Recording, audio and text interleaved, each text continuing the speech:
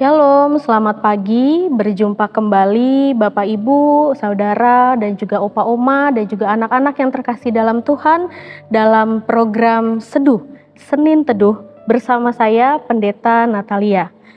Sebelum kita akan membaca dan merenungkan firman Tuhan, mari kita berdoa.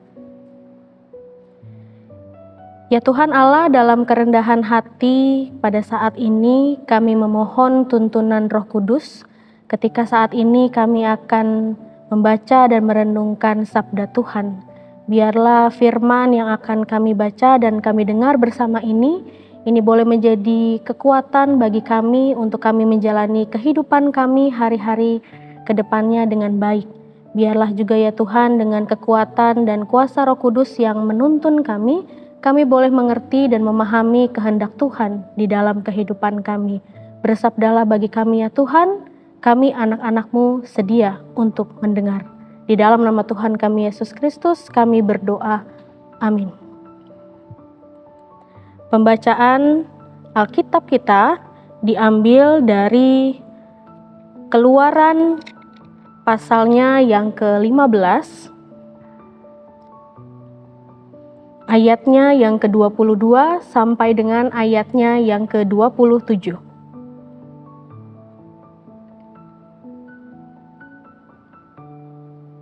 Musa memimpin orang Israel berangkat dari Laut Teberau, lalu mereka pergi ke padang gurun Syur. 3 hari lamanya mereka berjalan di padang gurun itu dan tidak mendapat air. Mereka sampai ke Mara, tetapi mereka tidak dapat meminum air yang di Mara karena pahit rasanya. Itulah sebabnya tempat itu dinamai Mara. Lalu bangsa itu bersungut-sungut kepada Musa, katanya, "Apa yang akan kami minum?"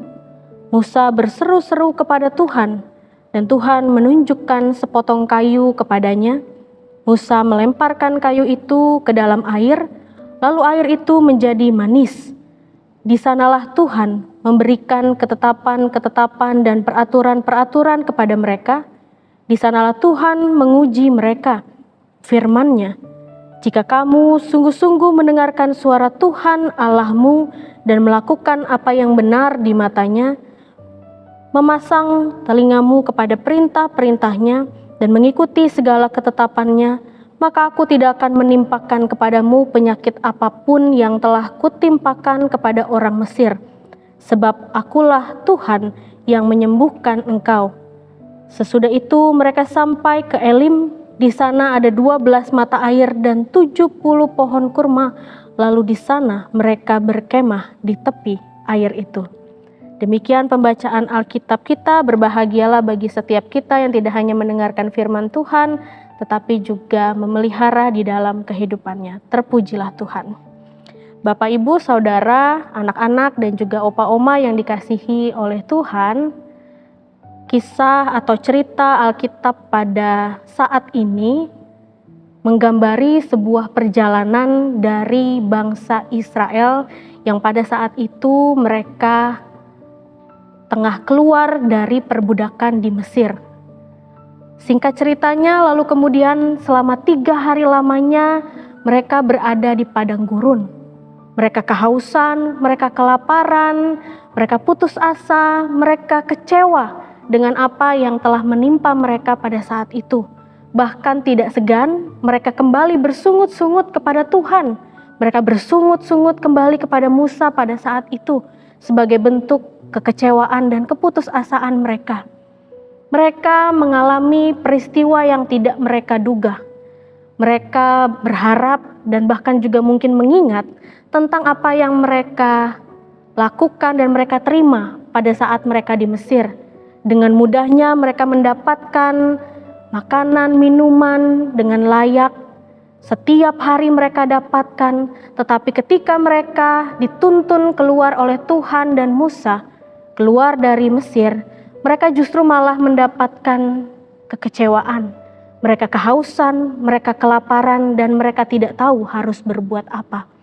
3 hari lamanya Bapak, Ibu, dan juga saudara yang Tuhan Allah kasihi, mereka terus berjalan dengan sangat cepatnya karena mereka pun juga sedang dikejar oleh tentara Mesir pada saat itu.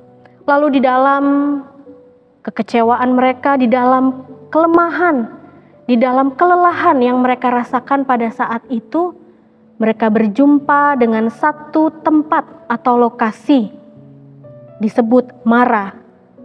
Di sana mereka menemukan sebuah mata air yang diduga atau mereka harapkan akan bisa melegakan kehausan mereka. Tetapi apa yang terjadi? Ternyata ketika mereka meminum atau mengambil segenggam air itu lalu mereka cobai, ternyata air itu rasanya sangat pahit. Kemudian kembali mereka bersungut-sungut kepada Musa seperti yang mereka lakukan sebelumnya. Tetapi apa yang dilakukan oleh Musa, dia tidak kembali melakukan seperti apa yang dilakukan oleh bangsa Israel pada saat itu. Tetapi yang dilakukan oleh Musa adalah justru menjadi teladan bagi bangsa Israel. Dia memperlihatkan bahwa segala sesuatunya harus diserahkan kepada Tuhan.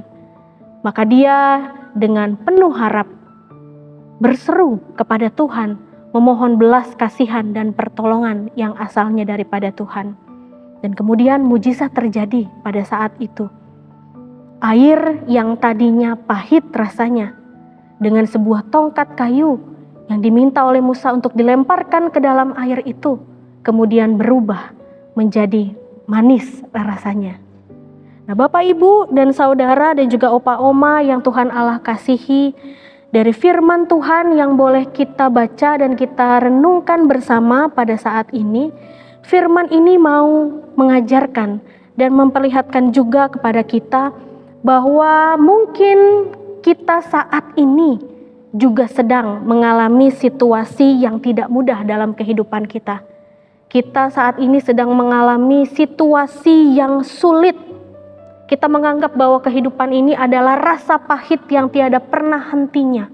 Rasa pahit yang tidak akan pernah hilang di dalam kehidupan kita. Tetapi melalui firman Tuhan ini, melalui apa yang dilakukan oleh Musa yang diajarkan kepada bangsa Israel pada saat itu, yang mengajarkan kepada kita bahwa apapun kesulitan, rasa pahit yang kita rasakan dalam kehidupan kita, maka baiknya kita serahkan semuanya ke dalam tuntunan belas kasihan Tuhan. Maka sama seperti bangsa Israel yang ketika air itu mereka cobai menjadi pahit, kemudian berubah menjadi manis. Seperti itulah kehidupan kita yang juga harus kita lakukan. Segala yang pahit kita serahkan hanya ke dalam tangan Tuhan. Maka yang pahit itu, kekecewaan dan kesulitan itu akan digantikan dengan yang manis dari Tuhan. Amin. Demikian pembacaan Alkitab kita. Berbahagialah bagi setiap kita yang boleh mendengar firman Tuhan dan renungan pada saat ini. Terima kasih Bapak, Ibu, saudara, opa-oma, dan juga anak-anak yang terkasih dalam Tuhan. Terima kasih, sampai berjumpa kembali di episode berikutnya. Tuhan Yesus memberkati.